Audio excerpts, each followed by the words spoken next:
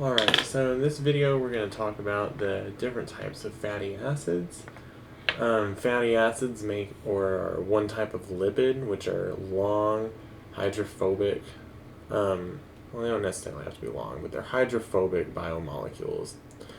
So here we have 3 fatty acids, and the first of which we're going to talk about is the saturated fatty acid. So this is called a saturated fatty acid because each of the carbons has 4 bonds present to different things. So like, for example, this carbon has 2 hydrogens and is bound to this carbon and that carbon.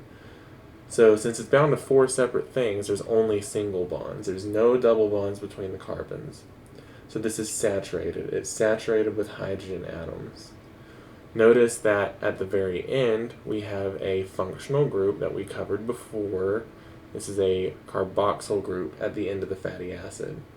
So it's mostly hydrophobic in the long hydrocarbon chain, and then the acidity comes from the carboxyl group at the end. So this is a saturated fatty acid. So there are 2 types of unsaturated fatty acids. We have the cis and the trans fatty acid. So this fatty acid right here is a trans fatty acid.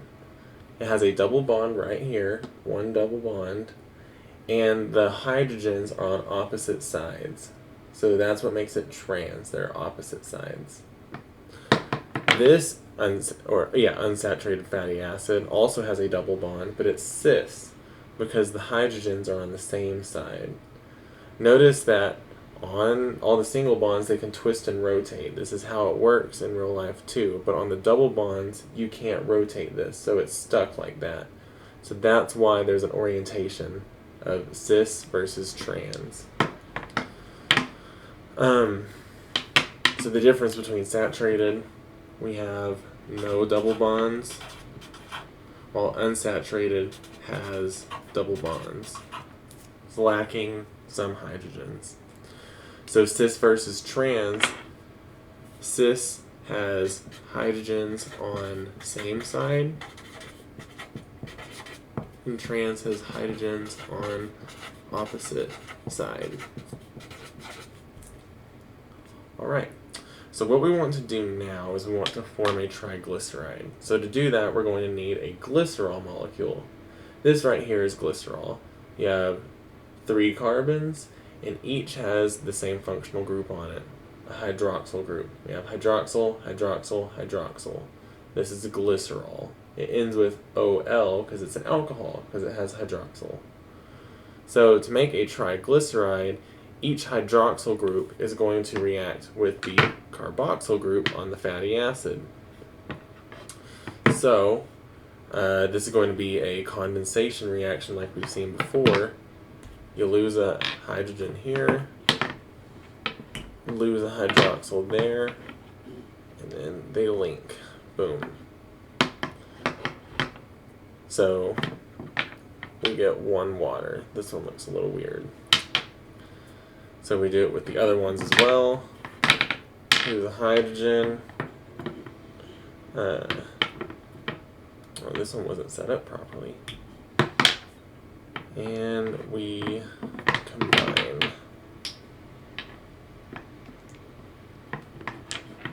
Alright. There we go. Alright. And then we have another one. So we're going to lose the not the hydroxyl part of the carboxyl group. We're going to lose a hydrogen. And then we're going to combine. Right. This is set up a little weird, but we should have 3 waters. Right, we're just missing this oxygen. We should have 3 waters formed, and then our triglyceride, a glycerol with 3 fatty acids. It's kind of a large molecule. So this is what makes up the fats, a lot of the fats that we eat, and how fat is stored in the body. So one important thing to note is that we have our saturated fatty acid over here, and it can bend and kink into somewhat of a straight line. It bends it every now and then and whatnot. Our cis-saturated fatty acid has somewhat of, it's kind of stuck like this. Kind of makes like this U. I mean, it can kind of bend out, but it's kind of large and in the way. While the trans fatty acid can still kind of, it has the same structure as the saturated fatty acid and bending back and forth. So that's why trans fats and saturated fats are solid at room temperature, while unsaturated, cis-unsaturated is typically liquid at room temperature. So cis-unsaturated is going to be oils, while trans is going to be like margarine, and then saturated is more like butter. Alright, so what we made is an ester linkage. An ester linkage that forms between the carboxyl group and the fatty acid and the hydroxyl group and the glycerol. So there's 3 hydroxyl groups on glycerol, so there can be 3 fatty acids attached. That's why it's a triglyceride, because there's 3. So the next thing that we're going to do is we're going to take our fatty acid and we're going to make it into a phospholipid. So to do that, we're going to have to relocate our glycerol, and we're going to instead add a phosphate group. So the phosphate is going to make it amphipathic or amphipathic, which means it has both hydrophilic and hydrophobic portions.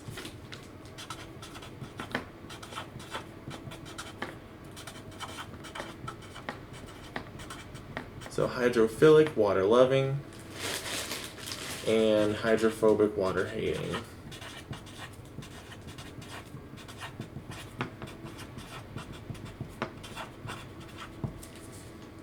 So the hydrophilic part comes from the phosphate, which we covered in the functional groups video as being hydrophilic, and the hydrophobic part comes from the fatty acids. So to do this, we'll remove one of our fatty acids, right, and then we will put back the hydrogen. So we'll remove the trans unsaturated fatty acid, and now instead we're going to attach a phosphate. So the phosphate is going to attach via a oxygen, like such. Now if the hydroxyl was there, we would have simply formed another water, right? These are all condensation reactions. So there is the phosphate head. So we have 2 tails and 1 phosphate head to make an amphipathic molecule. You have the hydrophobic tails and the hydrophilic head. Right. So how do these phospholipids act in water? Well, since they're amphipathic, they form a membrane. They form a lipid bilayer. Right? So you have the hydrophilic heads that exist on the outside in liquid water solution, and then the hydrophobic tails that form the inside of the bilayer. And so this makes up the plasma membrane inside the cell.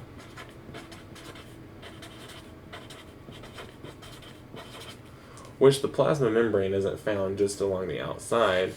Membranes are found all throughout the eukaryotic cell, such as the nucleus and surrounding many organelles.